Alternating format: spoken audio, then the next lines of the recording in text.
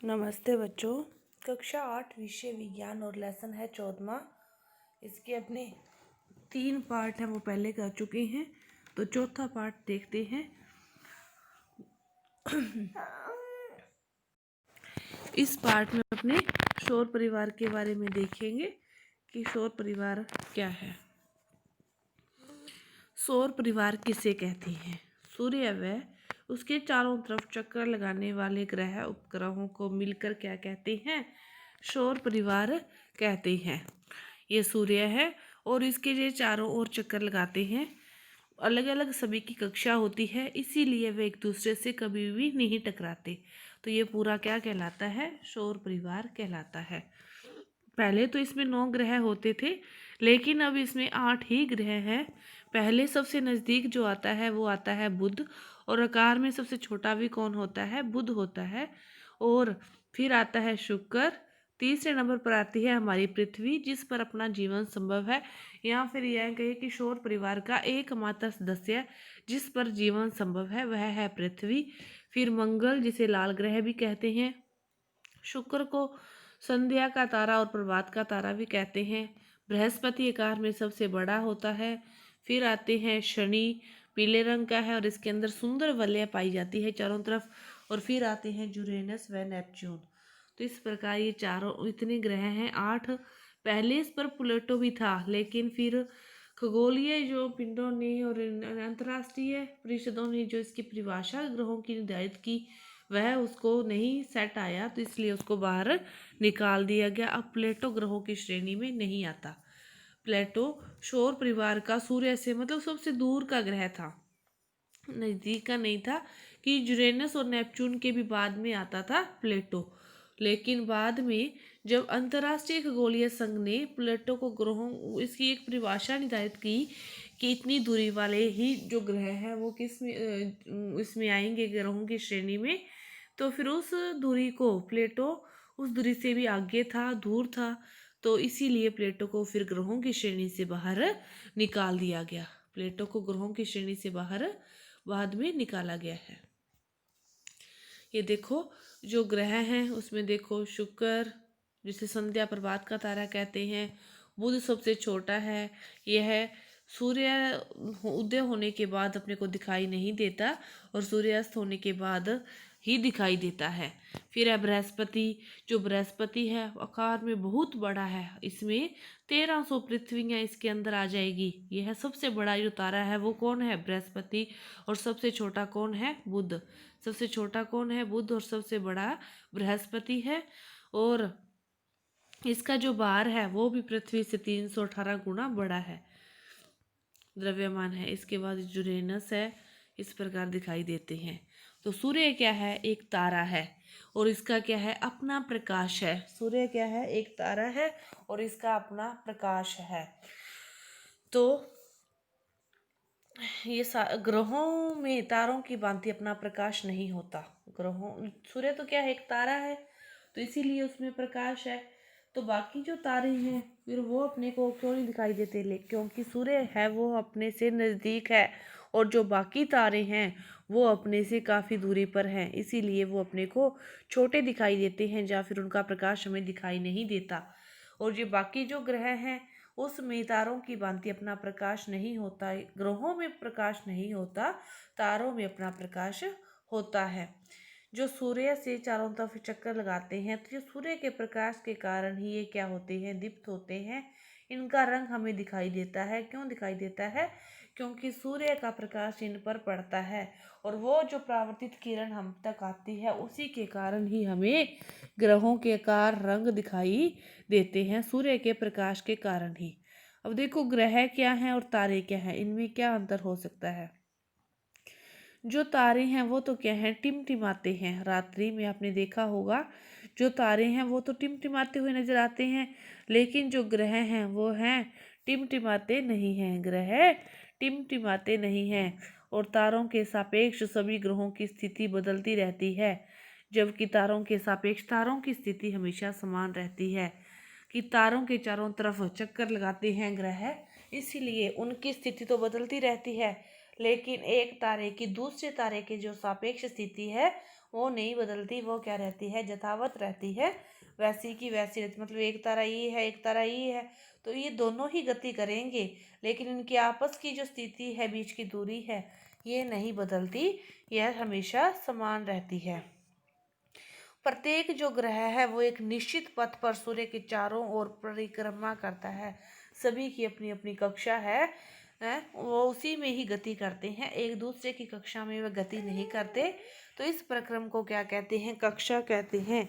इस पथ को क्या कहते हैं, कक्षा कहते हैं, जिस पथ में वो क्या करते हैं, गति करते हैं। तो सभी की जो पथ है सभी का वो क्या है, निश्चित है, इसीलिए वो एक दूसरे से नहीं टकराते। किसी भी ग्रह द्वारा सूर्य की एक परिक्रमा पूरी करने में लगे समय को उस ग्रह का परिक्रमण काल कहते हैं। जो सभी ग्रह हैं उनका अलग अलग समय लेता है। अपने पढ़ेंगे इसके बारे में आगे कि इसके सबसे नज़दीक कौन आता है, बुध आता है, फिर आता है शुक्र, और तीसरे नंबर पर आती है पृथ्वी, फिर आता है मंगल। इस प्रकार इनका जो क्रम है, तो जो सबसे नज़दीक है उसकी कक्षा क्या होगी, सबसे छोटी होगी, और उसमें चारों तरफ चक्कर लगाने में उसे क्या लगेगा, कम समय लगेगा। तो दूर वालों की कक्षा बड़ी होती जाएगी, उनका समय क्या लगेगा, ज़्यादा लगेगा। तो इस काल को क्या कहते हैं, परिक्रमण काल कहते हैं। जो जितना समय लेता है उसके बारे में अपने सारणी में देखेंगे कि ये सारे हैं। जो सबसे नज़दीक है वो तो जल्दी से राउंड लगा देगा, उससे नज़दीक वाला, फिर उससे नज़दीक वाला, फिर उससे नज़दीक वाले की कक्षा आएगी।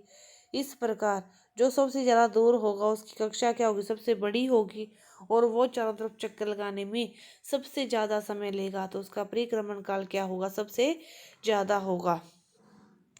तो देखो परिक्रमण काल बुध का है इतने दिन का, शुक्र का इतने दिन का, पृथ्वी का 365 दिन का, फिर बढ़ रहा है ना, नेपच्यून सबसे दूर है तो उसका कितने दिन का है, 60,189 दिन में वो सूर्य के चारों तरफ एक चक्कर पूरा करता है। देख लो कितना दिन है, 60,189 दिन, बहुत दिन हो गए ना। तो जितनी दूरी पर होगा उसका परिक्रमण काल भी क्या होगा, उतना ही ज़्यादा होगा।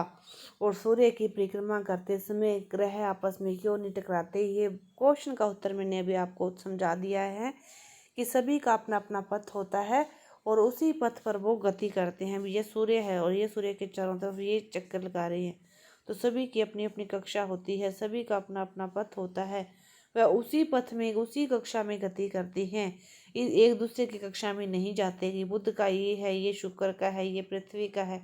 तो इसी प्रकार एक दूसरे की कक्षा में नहीं जाते, तो फिर वे आपस में नहीं टकराते, सभी की अपनी अपनी कक्षा होती है।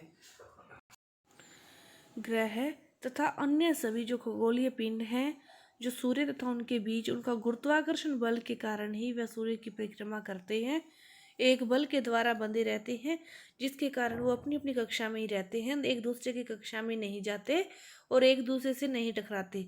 तो उनके बीच एक बल कार्य करता है, उसे क्या कहते हैं, गुरुत्वाकर्षण बल कहते हैं। पृथ्वी के चारों तरफ चक्कर लगाने वाले जो उपग्रह हैं, ये दो प्रकार के होते हैं, कृत्रिम उपग्रह और प्राकृतिक उपग्रह। प्राकृतिक जो प्रकृति से ही हैं, जो अपने आप बने हुए हैं, और कृत्रिम जो चीज़ मनुष्य बनाता है उसे कहते हैं कृत्रिम उपग्रह। तो चंद्रमा का जो प्राकृतिक उपग्रह है वो तो क्या है, एकमात्र पृथ्वी का जो एकमात्र प्राकृतिक उपग्रह है वो क्या है, चंद्रमा है। और ये अपनी जो कक्ष पर घूमते हैं ना, एक लट्टू के समान लगते हैं। सारे जो उपग्रह हैं, ग्रह हैं, अपनी कक्ष पर घूमते हैं तो एक लट्टू के समान लगते हैं। और किसी भी ग्रह द्वारा एक घूर्णन में लगने वाले समय को उस ग्रह का घूर्णन काल कहते हैं। कि एक ग्रह सूर्य के चारों तरफ जो चक्कर लगाता है, ये सूर्य है, इसके चारों तरफ चक्कर लगाता है, इस काल को तो उसका कहते हैं परिक्रमण काल। इस काल को तो कहते हैं उसका परिक्रमण काल। लेकिन अपनी ही स्थिति के चारों तरफ जो चक्कर एक पूरा करते हैं अपना ही घूमकर, तो उसे कहते हैं घूर्णन काल। समझो, घूर्णन काल खुद का और परिक्रमण काल सूर्य का चारों तरफ चक्कर लगाने का है। सूर्य के चारों तरफ जब एक चक्कर पूरा होता है तो उसे कहते हैं परिक्रमण काल।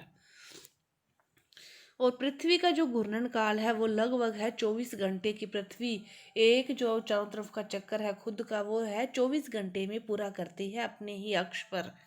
और सूर्य के चारों तरफ 365 दिन में, 365 दिन में, और खुद 24 घंटे पृथ्वी का घूर्णन काल 24 घंटे और परिक्रमण काल 365 दिन है। इसके बाद आती है बारी उपग्रहों की। जो ग्रहों के भी चारों तरफ चक्कर लगाते हैं वो क्या कहलाते हैं? उपग्रह कहलाते हैं। क्या कहलाते हैं? उपग्रह कहलाते हैं। जो पिंड ग्रहों के चारों ओर चक्कर लगाते हैं उन्हें उपग्रह कहते हैं। ग्रहों के चारों तरफ चक्कर लगाते हैं उन्हें उपग्रह कहते हैं। उन्हें क्या कहते हैं? उपग्रह कहते हैं। और चंद्रमा पृथ्वी का एकमात्र प्राकृतिक उपग्रह है। प्राकृतिक, प्रकृति से ही निर्मित है, इसमें किसी का कोई हाथ नहीं है।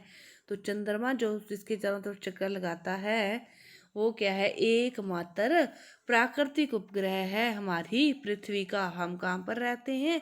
पृथ्वी पर रहते हैं। और ये तो है प्राकृतिक उपग्रह है। इसके अलावा अन्य भी उपग्रह हैं जो इसके चारों तरफ चक्कर लगाते हैं पृथ्वी के। उन्हें कौन से ग्रह कहते हैं? उपग्रह कहते हैं। उन्हें कहते हैं कृत्रिम उपग्रह। उन्हें क्या कहते हैं?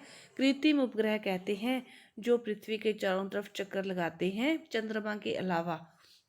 उन्हें कहते हैं कृत्रिम उपग्रह कहते हैं। इनमें जैसे आया आर्यभट्ट।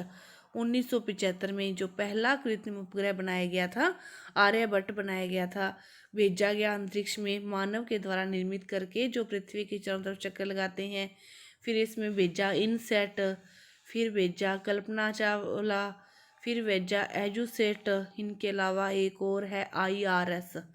इनके सभी के नाम हैं आर्यभट्ट, इनसैट, एजुसेट, कल्पना और IRS। इन सभी का कार्य क्या है कि रेडियो टेलीविज़न का चलना, सुदूर संवेदन, भविष्यवाणियाँ करना, तो मौसम की भविष्यवाणी करना, कोई कृषि के लिए, कोई किसी चीज़ के लिए, मतलब अपनी सहूलताओं के लिए, सुदूर संवेदन के लिए, इन सभी चीज़ों के लिए इनको भेजा गया है अंतरिक्ष में। तो अपने इस पार्ट में क्या पढ़ रहे थे कि सौर परिवार के बारे में, कि इसके 9 जो ग्रह हैं, 8 प्लेटो को इसके ग्रह में नहीं है रखा गया क्योंकि उसकी दूरी अधिक थी। फिर अपने इनका सीक्वेंस पढ़ा कि पहले बुध आता है, फिर शुक्र आता है, फिर पृथ्वी, फिर मंगल, फिर शनि, फिर यूरेनस और फिर नेपच्यून आता है। और बुध सबसे छोटा है, बृहस्पति सबसे बड़ा है, और शुक्र को संध्या या प्रभात का तारा भी कहते हैं। शनि का रंग पीला है और मंगल का रंग लाल है। इसके बाद आपने पढ़ा कि प्लेटो को तो बाहर निकाल ही दिया गया है इससे। और जो सूर्य है वो क्या है? एक तारा है। सूर्य का एक तारा है, इसलिए उसका खुद का क्या है? प्रकाश है। लेकिन ग्रहों के खुद का प्रकाश नहीं होता। और सूर्य और तारों और ग्रहों में अंतर देखा कि जो तारे हैं वो तो क्या हैं? टिमटिमाते हैं, लेकिन ग्रह टिमटिमाते नहीं हैं। और तारों के पास खुद का जो प्रकाश होता है, लेकिन ग्रहों के पास खुद का प्रकाश नहीं होता। तो इसके बाद कि ये इनका परिक्रमण काल और घूर्णन काल के बारे में देखा कि जो सूर्य के चारों तरफ चक्कर लगाते हैं, एक जितना टाइम में वो एक चक्कर पूरा करते हैं, वो तो उनका क्या कहलाता है? परिक्रमण काल कहलाता है। और जो खुद के चारों तरफ चक्कर लगाते हैं वे उनका क्या कहलाता है? घूर्णन काल कहलाता है। और पृथ्वी का घूर्णन काल कितना है? 24 घंटे। और पृथ्वी का परिक्रमण काल कितना है? 365 दिन। पृथ्वी का परिक्रमण काल कितना है? 365 दिन है। और पृथ्वी का जो उपग्रह है एकमात्र प्राकृतिक, वो कौन है? चंद्रमा है। और कृत्रिम उपग्रह हैं आर्यभट्ट, भास्कर, एजुसेट, इनसेट, कल्पना, IRS। इन सभी को किस लिए भेजा गया है? अपनी सहायता के लिए, अपने कामों को आसान करने के लिए, भविष्यवाणियों के लिए, टेलीविज़न की तरंगों के लिए, रेडियो की तरंगों के लिए, उनसे अपनी भविष्यवाणी खबरें सुन सकते हैं, सुदूर संवेदन के लिए, मौसम की भविष्यवाणी के लिए। तो इसीलिए इनको छोड़ा गया है ताकि अपना जो काम है आसान हो सके। और उपग्रह कहते किसे हैं? जो ग्रहों के चारों तरफ चक्कर लगाते हैं उन्हें क्या कहते हैं? उपग्रह कहते हैं। तो ये आपका जो पार्ट चौथा था पूरा हुआ। धन्यवाद।